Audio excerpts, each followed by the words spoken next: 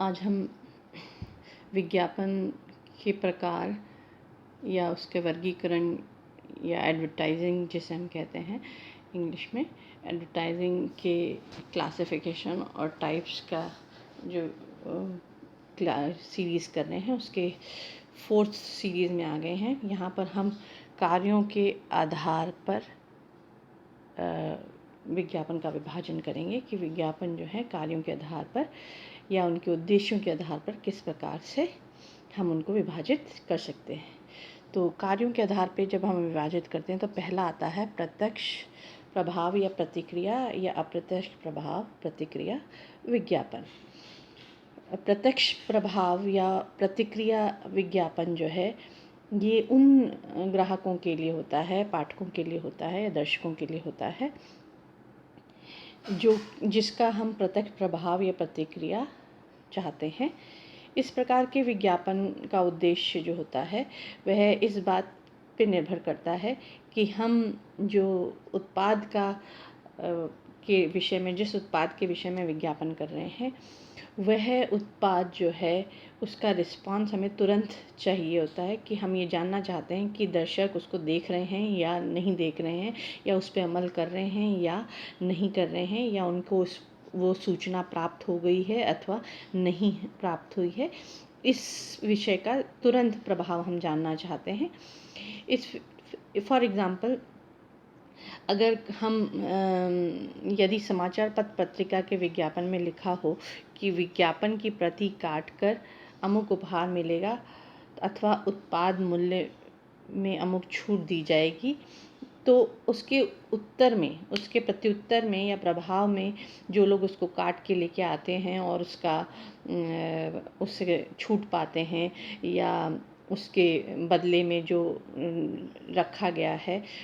जो भी प्रत्युत्तर में रखा गया है वो उसको प्राप्त हो सके, तो इसका हम तुरंत प्रभाव देख सकते हैं। जितने लोग उसको काट के लेके आएंगे या उसके बदले में उस छूट प्राप्त करेंगे वो उसका प्रत्यक्ष प्रभाव आपको दिख जाएगा। इसी प्रकार किसी नए संस्था के शुभारंभ अवसर पर कई बार विज्ञापन में लिखा होता है कि शुभारंभ के दिन अथवा शुभारंभ के 10 दिन के भीतर ग्राहक को अमुक उपहार या राशि में छूट दी जाएगी,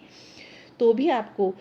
तुरंत उस दिन या उसके 10 दिन के अंदर जो भी विज्ञापन में दिया हो उसमें जितने लोग आपको कांटेक्ट करते हैं, जितने उपभोक्ता आपको कांटेक्ट करते हैं, तो उससे ये पता लग जाता है कि हमारे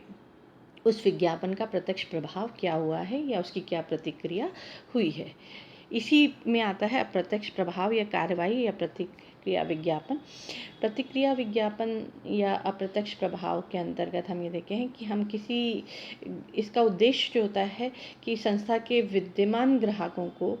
नवीनतम जानकारी उपलब्ध कराना और अपने उत्पाद का स्मरण कराते रहना कि भी हमारा उत्पाद जो है अब ये इसके अंदर ये परिवर्तन आया है, ये जानकारी हम उसके संबंध में दे रहे हैं, या आपके उसको प्राप्त कर उसको याद दिलाते रहने के लिए हम वो उन सारे तरीक़ों का इस्तेमाल करते हैं जिससे कि हमारे लॉन्ग टर्म प्रभाव उस पर बना रहे। फॉर एग्ज़ाम्पल,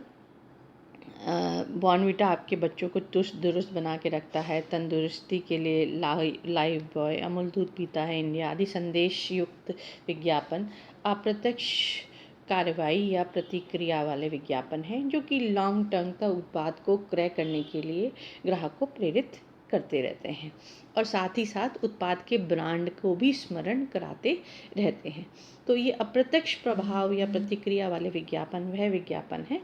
जो अपना प्रभाव लंबे समय तक रखते हैं और इसकी प्रतिक्रिया हमें तुरंत जानने की आवश्यकता नहीं है। लंबे समय तक अगर उत्पाद का क्रय बना रहता है, हमारे जो प्रेजेंट विद्यमान ग्राहक हैं वो उसी प्रकार से उसका उपयोग करते रहते हैं, तो हम ये मानते हैं कि हमारा अप्रत्यक्ष जो प्रभाव है विज्ञापन का वो चल रहा है। दूसरा आता है बुनियादी या प्राथमिक या चयन का विशिष्ट विज्ञापन, यानी प्राइमरी एंड सिलेक्टिव एडवर्टाइजिंग। जब हम बुनियादी या प्राथमिक विज्ञापन की बात करते हैं तो हम ये मानते हैं कि हम उन चीज़ों के बारे में बात कर रहे हैं जिसके उत्पाद के जातिगत प्रचलन को हम बढ़ा रहे हैं लोगों के बीच में। जैसे हम कहें दूध या अंडे या किसी विशेष ब्रांड का उल्लेख ना होके सिर्फ बुनियादी विज्ञापन किया जाता है। तो जैसे ट्रैफिक में सेविंग के लिए, ट्रैफिक सेविंग में आप जान माल की सुरक्षा के लिए, या हम ये किसी गैर सरकारी संस्था या स्थापित सरकारी संस्था के उत्पाद को हम अपनी तरफ से उसको लोगों में प्रचलित करना चाहते हैं, उसमें उसका बढ़ावा देना चाहते हैं, तो हम उसके लिए विज्ञापन करते हैं। जैसे हमने देखा जेनरिक में, जातिगत में आ गया, दूध है, अंडे हैं, जिनका हम प्रचलन बढ़ाना चाहते हैं। तो आपने देखा होगा बहुत सारे विज्ञापन ऐसे आए जिसमें उन्होंने अंडे का या दूध का प्रचलन बढ़ाया। इसी तरह आजकल आप देखते हैं कि खादी उद्योग जो है वो उसके बारे में, या हैंडलूम उद्योग के बारे में, या नेशनल कॉरपोरेशन के बारे में, या गोल्ड काउंसिल के बारे में, गोल्ड परचेज के बारे में जब हम विज्ञापन की बात करते हैं तो हम ये बात करते हैं कि इनका प्रचलन बढ़ाया जाए, इन चीज़ों के ऊपर लोग अपना ध्यान केंद्रित करें। तो हम एक पर्टिकुलर जातिगत चीज़ों के बारे में बात करें, हम किसी विशेष ब्रांड या उत्पाद की बात नहीं करते हैं, तो हम बुनियादी विज्ञापन की बात कर रहे हैं। जो इसी में आपका सेकंड आता है चयनात्मक या विशिष्ट, सेलेक्टिव एडवर्टाइजिंग। इस एडवर्टाइजिंग से तात्पर्य या विज्ञापन से तात्पर्य एक समान उत्पाद के विशेष ब्रांड को बढ़ाना या ब्रांड को उत्पाद क्रय करने के लिए प्रेरित करना। जैसे कि आपने देखा होगा कि बहुत सारी कोल्ड ड्रिंक्स हैं, कोका कोला है, पेप्सी है, 7 अप है, कोको, अमूल कोको है, फेंटा है, ये कई सारी जो है शीतल पेय पदार्थ हैं, और इनका जो है विज्ञापन जो है वो शीतल पेय के ब्रांड का विशिष्ट या चयनात्मक विज्ञापन किया जाता है, या उस विशेष चीज़ का विज्ञापन इसके अंतर्गत किया जाता है।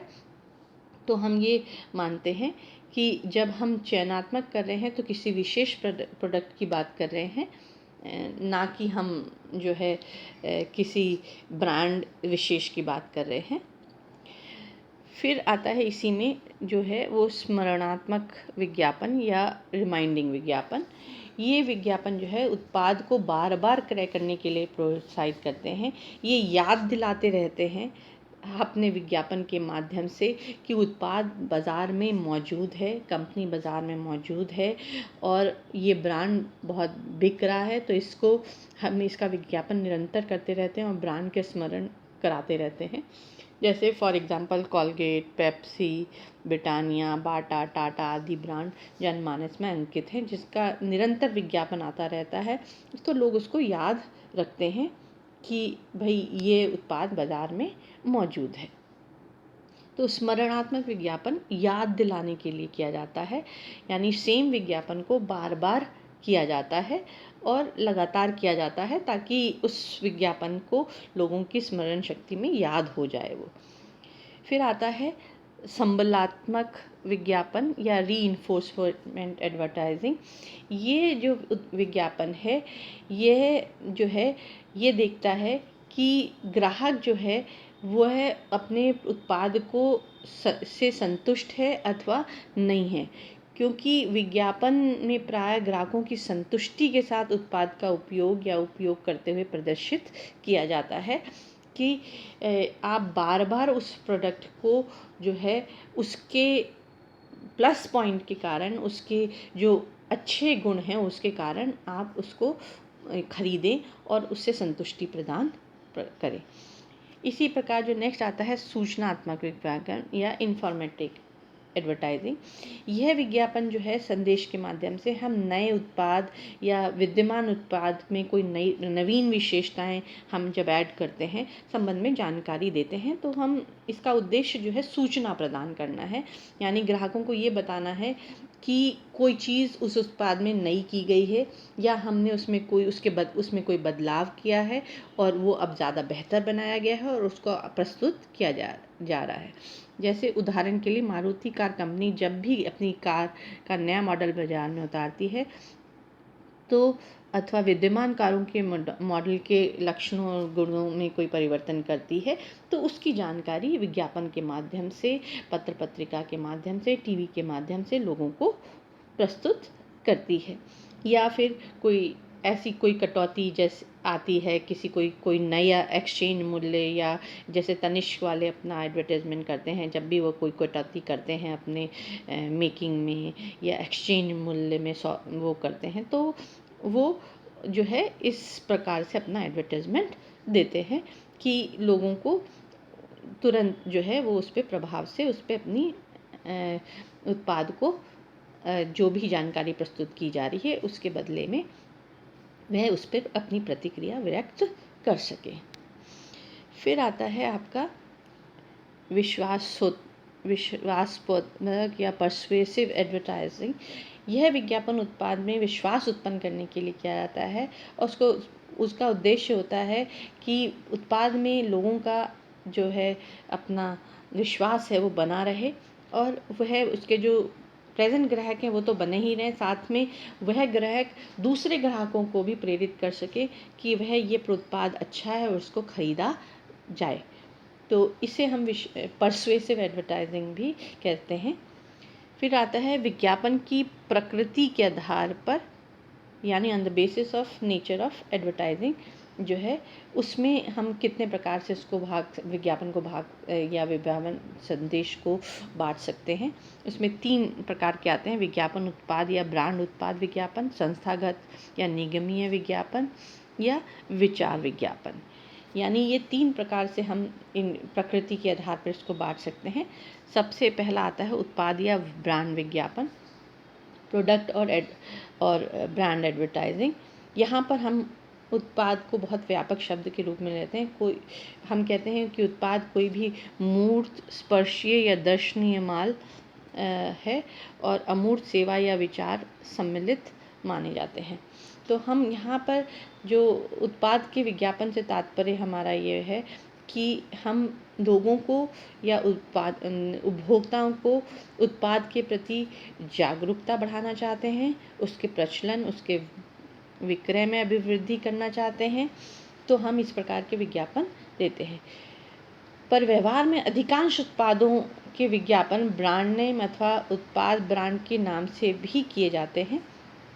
तो हम ये मानते हैं कि विशेष ब्रांड या उस ब्रांड के उत्पादों के प्रति जागरूकता उत्पन्न करने के लिए, हम विक्रय में वृद्धि करने के लिए हम उत्पाद का विज्ञापन निरंतर करते रहते हैं।